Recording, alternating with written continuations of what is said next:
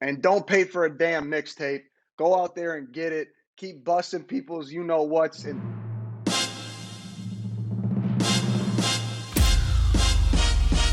Straight up out the gate, I'm too press game time. Our guest on In Shambles today, he has one of the toughest high school mixtapes of all time. Former West Virginia and UNLV point guard Jordan McCabe. How are we? I'm doing great. I appreciate that intro right there, but um, I guess that's generous because personally, I don't even know. I don't think mine's in the top 20. I think I can get Really? 20. Yeah, Dude, I think you're up there. maybe somewhere. You might be able to squeak me in the top 20. You got Trey Jeff, you got John Wall, you got, Wiggins. There's just so many Yeah. crazy ones out there. Who's your There's a top lot of three? Who's crazy your ones. top three high school basketball mixtapes of all time? Oh man, we just did this on my podcast a few weeks ago. I'm trying to think who I pick. Let me just do it off the top of my head without looking and see if it changes. Um, so off the dome, my number one favorite podcast or favorite mixtape ever is John Wall's. I used to watch that before like middle school games and try to block people, which I shouldn't have been doing. So John Wall number one for me, um, and then Austin Rivers number two for me. And then because he was a Milwaukee guy, and I think it's a pretty underrated one, I'm gonna go Trey Jeff at three. All right. I like it. I like it. All right. So, I searched you up on YouTube today, and there's a ton of videos that say, what happened to Jordan McCabe? So, what is your answer to that type of question? What happened to Jordan McCabe? Man, that's funny. It's funny too because I look them up all the time. Some people like don't read hate comments. Some people like, oh, just post and ghost. And I used to try to do that too, but now, especially as I traverse out of playing and into the coaching side of things, I've kind of fallen in love with certain hate, and I take those as hate, right? I take those as jabs. So what happened to Jordan McCabe? Well, I thought we put together a pretty good high school career. Got lucky to have a little bit of media notoriety, attention nationally, so that was really cool. Got to play in the Big 12. I started, um, a handful of games for a Hall of Fame coach at West Virginia University in the Big 12, the best basketball conference in America, bar none. And then horns down. And then I transferred. And then I transferred to UNLV. I wanted a bigger role. First year, I got that role. At that time, my only flex from UNLV was that I was number 5 in the country, assisted turnover, and as a point guard, that was something I wanted to strive to do better. And then my second year, I took a role that I kind of had at West Virginia once again as a young kid, Keyshawn Gilbert, who we can talk about later, who's at Iowa State this year, was our starter, hell of a player from St. Louis. But shoot, what happened to Jordan McCabe? Uh, what happened was I've been extremely blessed for the 24 years that I've been on this earth by the man upstairs. I just look back at it and the ups and the downs, the good and the bad, and just so grateful. I truly am. But hey, if you need like 2.4 thousand views on your YouTube channel, throw up what happened to Jordan McCabe. You might get a few. You might get my haters kind of funneled into there. You know what's funny is that it's beautifully said, by the way, but it's funny because they're saying like what happened to him, but at the same time, you're 24. Like Yeah. you have so much time. Like, and it's not even Yeah. they're Right. they're making it in a way that your career was a failure, but in reality, it Right. wasn't. Not even close to a No. failure. You made it farther than a lot of people, and now you Yeah. have the opportunity to get into coaching. And by the way, congrats on the West Virginia job as a what was it, GA? As a GA. Yep. Yep. As Nice. of right It's now, that's what exciting. it is. I'm But man, excited too. Thank you. you have. I mean, I feel like you've accomplished a lot of the goals you've set, and you're taking that next step in the coaching. So congrats, really. Yeah, thank you. And there's a lot of goals I didn't reach. Like, with those videos is also the reason that question is even asked is because I did always have a very vocal goal set to make it to the NBA. Was that realistic? Not at all. I knew that in the back of my mind, but I just tried to bury that doubt as far down as I possibly could, and just did everything I possibly could to get there. And we didn't accomplish that one, so that's where the question comes. But because of being able to bury that, I've learned so much that, like you said, at 24, where we're going next is super exciting. And I kind of feel like I'm back at the ground level and building something on a different side of basketball, and it's super super exciting. I have my love and joy for it once again. Not that it was ever really gone. You were one of the first hoopers that I feel really blew up on social media. You think of Zion, you think of LaMelo, Mac McClung. You were right there with them. How do you think social media impacted your career? Oh, social media had a really big impact on my career, and it was a total accident. So the what Austin Rivers says about mixtape culture today is completely spot on. If you if you are paying for your own mixtape, we got problems. Because if you're good enough and you play the right way and you do the right things, and yeah, you have a little bit of swag to your game, like Mac McGlung or myself, they're gonna find you, right? The fact that we're paying for mixtapes is crazy. I didn't even know that was a real thing until some kid in high school told me, like, oh yeah, like this company's sending me my mixtape or whatever, and they were really cheap. I said, cheap. When I grew up in AAU, it was you go out and hoop, you try to dominate people, and if there's a camera there, it's there. You know what I'm saying? Like I didn't shy away from that. I played pretty much the same whether there was a camera there or not. Um, but I just got really lucky in terms of overtime at the time. And I know it's a competitor, but the mixtape culture. Let me just put it this way: the mixtape culture happened to take off the same time I was in like the AAU middle to high school era where, you know, Austin Rivers had set the bar really high. John Wall had set the ball really, really high. We had seen that. And as kids, we were like, damn, I really want a mixtape, I but want we to be on didn't, that but, video. but we didn't freaking pay for it. We didn't ever pay for it ever, ever. Don't pay Yeah, for mixtapes. That's yeah, weird. yeah. Sorry. I'm with you. I'm with you on that. I didn't pay for one. I didn't have one. They must have deleted my footage. I guess I don't know. They just, you got to get lucky too. You just weren't lucky enough for them to pop in the gym when you were putting up 40. Yeah. Do you think you need to play AAU to make it now? You not only need to play AAU to make it, you have to be on a shoe circuit team because the coaches are only going to a certain number of spots. This isn't the Indy Hoosiers era of basketball anymore where coaches are flying in to watch your hometown pickup. They're just not going to do it. They have so much time and there's so many kids out there. They're going to go to Peach Jam and the surrounding tournaments around that in Atlanta. They're going to go to the live periods, whatever they are, and they're only going to go there. They're going to find a few kids. They might go visit them at their hometown schools, but that's it. And I know that's a little bit harsh, but my biggest advice is if you think you're good enough to play Division I college basketball, you have to be on a shoe circuit team. Are there anomalies? Yes, there's always anomalies. Tyrese Halliburton played on the Powerade circuit. I don't even know if that's still a thing. I don't even know if Powerade is still actually. You never know. That might be a deal down the line. So I'm not going to say that. But he played on the Powerade circuit. That's not a high level shoe circuit. If you're good enough, they're going to find you.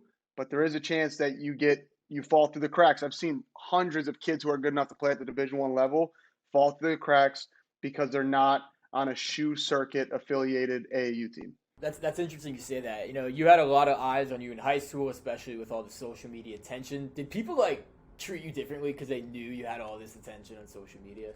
Like I'm sure you have a close group of friends that are like, yeah, you're always boys. But were there kids coming up for your autographs and stuff?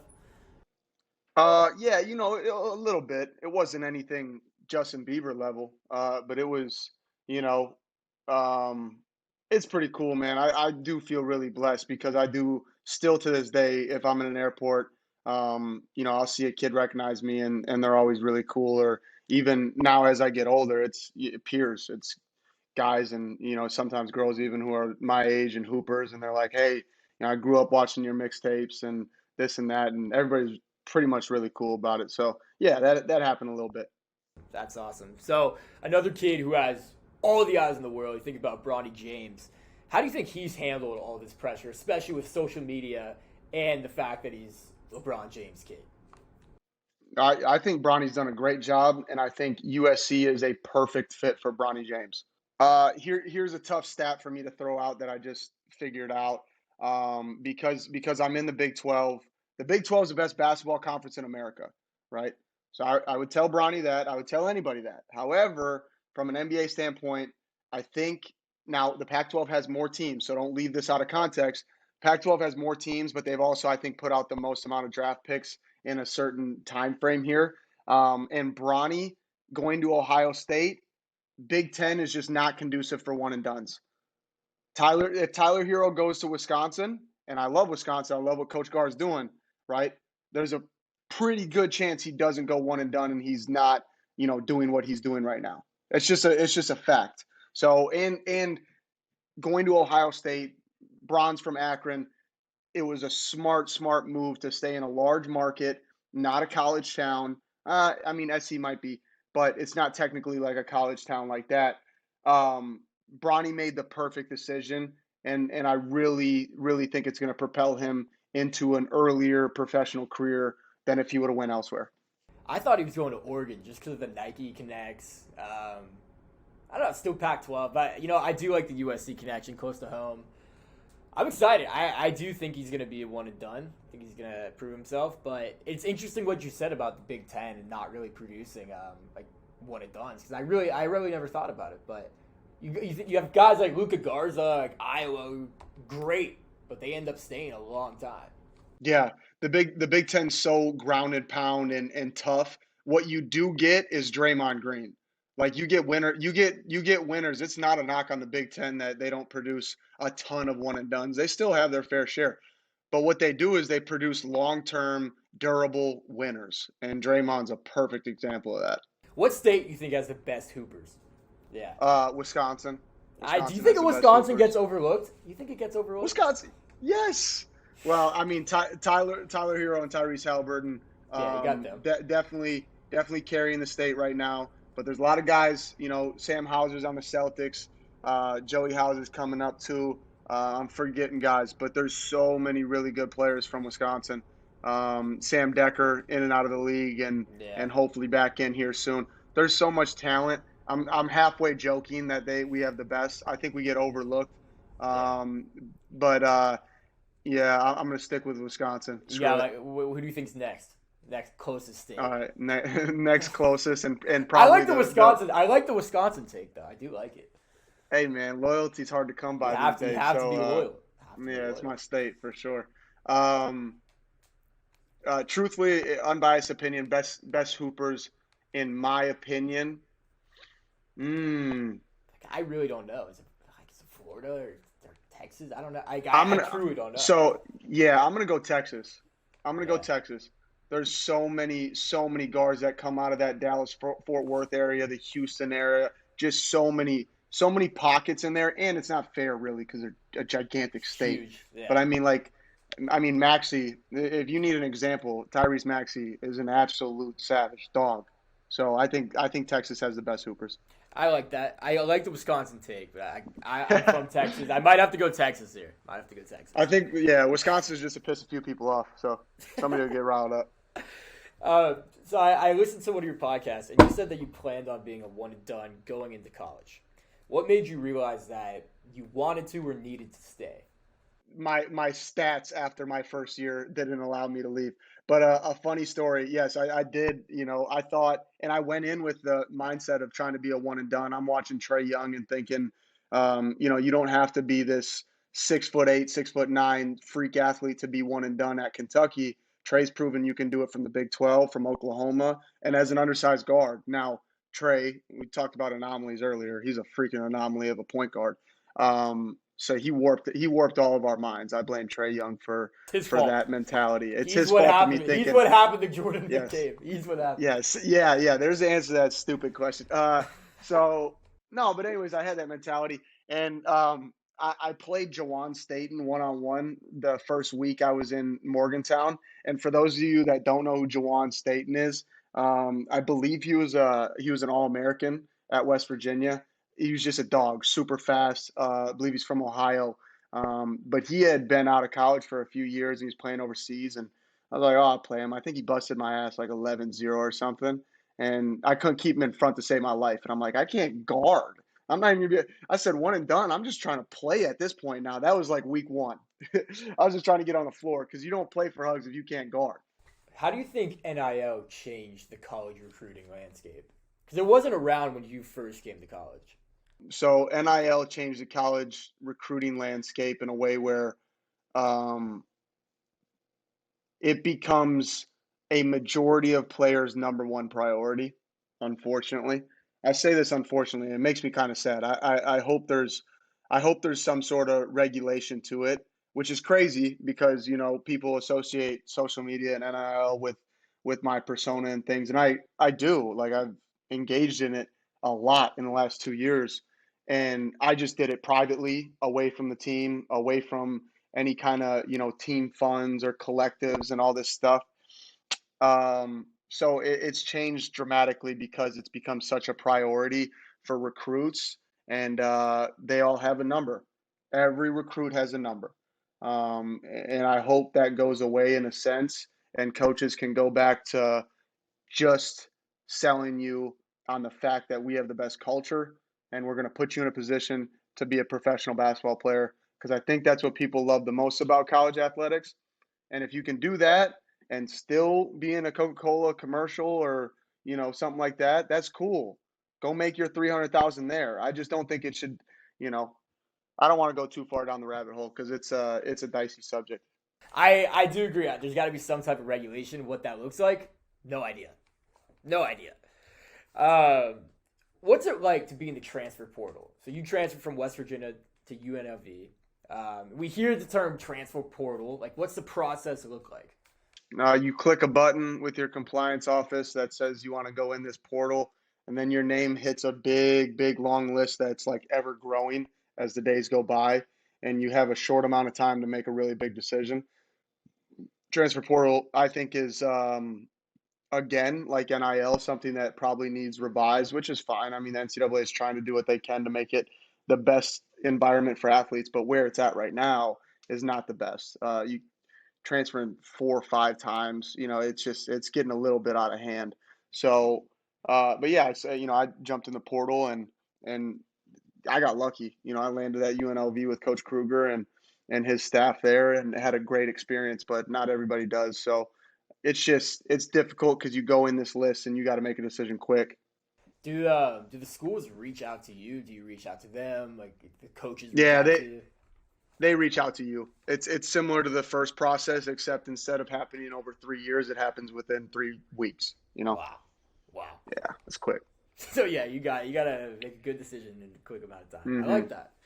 Um, who's the most overrated and underrated player in the NBA? I know you got some hot takes. I know you got some hot takes. Oh man. No disrespect. We'll start with that. There's no Yeah, yeah. disrespect No, to no, no anyone. disrespect. No disrespect, Um, unless there is. let's see. Um, We'll start with I know you're underrated. gonna. Start with underrated. Yeah, you're gonna hate me because I'm not gonna do the overrated. I'll give you the most Okay, underrated that's player. fair. That's fair. You don't have to. Yep. You don't have to. Okay. I think the most underrated player in the NBA right now is Derek White.